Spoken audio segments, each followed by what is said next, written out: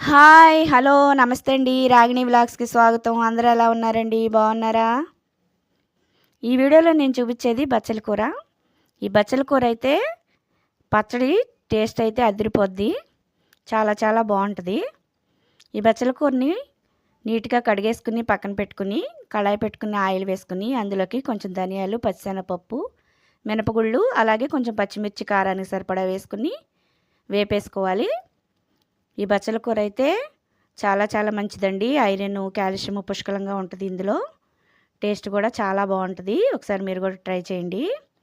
అలాగే అందులోనే ఆ ఆయిల్లోనే మళ్ళీ బచ్చల కూరని టమాటాలని వేసేసుకుని మగ్గపెట్టేసుకుని పక్కన పెట్టుకుని మొత్తం కలిపి మిక్సీ పట్టుకోవాలి. రోట్లో పట్టినట్టు కచ్చాబిచ్చా పట్టాలి. మెత్తగా పట్టకూడదు. రోట్లో ఎలా నూరుకుంటామో అలా పట్టుకుంటే పచ్చడి నూరుకుంటే చాలా బాగుంటుంది టేస్టు. దీని ఫుల్ వీడియో కింద లింక్ షేర్ చేశానండి. మరి మీకు చూడాలనిపిస్తే నచ్చితే ఒకసారి చూసేయండి. నేను ఏమేం చెప్పాను, ఎలా మాట్లాడానో ఒకసారి చూడండి.